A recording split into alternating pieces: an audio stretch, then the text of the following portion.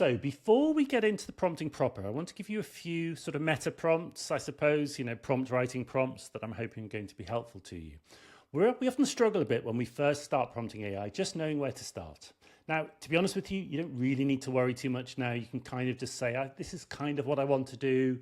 Can you talk me through how we can do it? And it will actually, you'll muddle through pretty well. I spend most of my time prompting doing that. Kind of want to do that.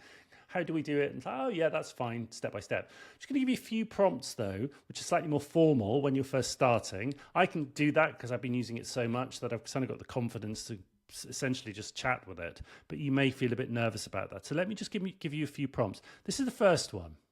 I want to put in what you want. So I've just put, write a 10-week scheme of work for AQA English Literature GCSE. I'm going to say Macbeth.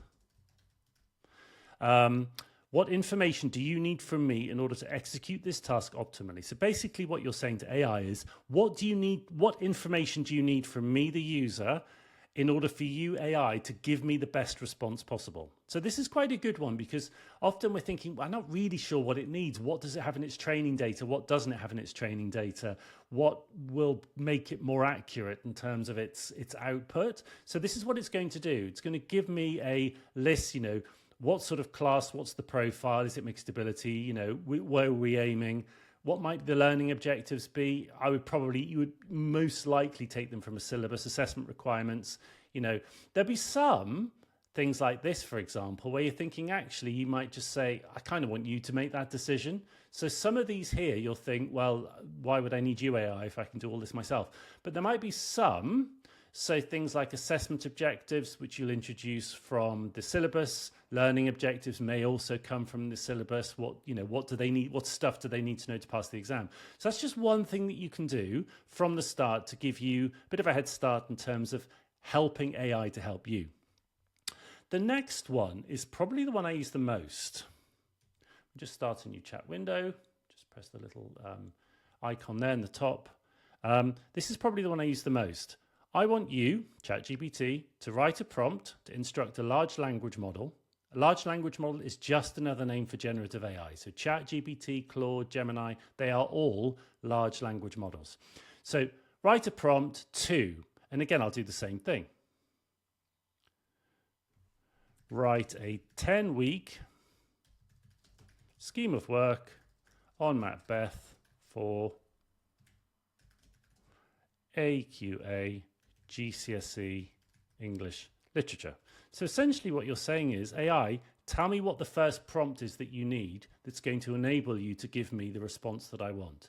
So there it does. It's starting to write the prompt. The prompt is create a comprehensive scheme of work, and then it's going to go, these are the things that we want. And you'll see this structure throughout the course because a lot of the prompts that I have shared and I've taught people how to use and have been prompts that began their life written by AI. What tends to happen with my prompts is I do a lot of iteration after. It's like, that doesn't quite work, kind of need this. I'll say something like with this, make sure you use UK English because otherwise it will default to American, which is fine if you're in the States, but not really if you're in the UK. Or if you're in a British school abroad, international school. So there we go. So it's giving me 10 things, weekly structure, textual analysis. These are all the things that it will include.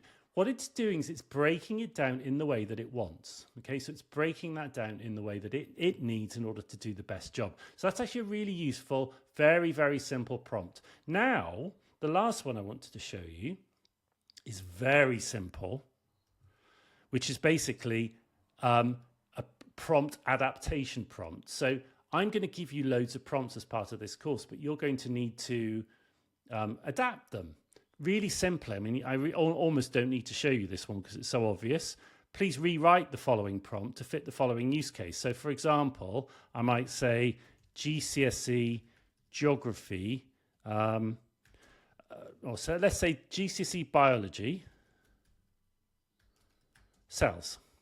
Okay. So, and then what I would do is I'd take this prompt and I just copy it in here. Okay, so basically what I'm saying is rewrite this so it fits this use case.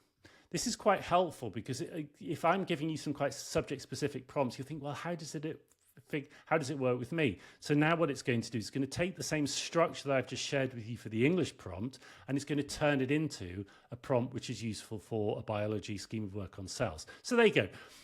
Use this, use those three. We'll get into the prompting proper now, but that was just a bit of a foundation for you to help you understand how everything I'm about to share with you actually is quite easy to adapt, but also you can begin from scratch once you understand the right technique.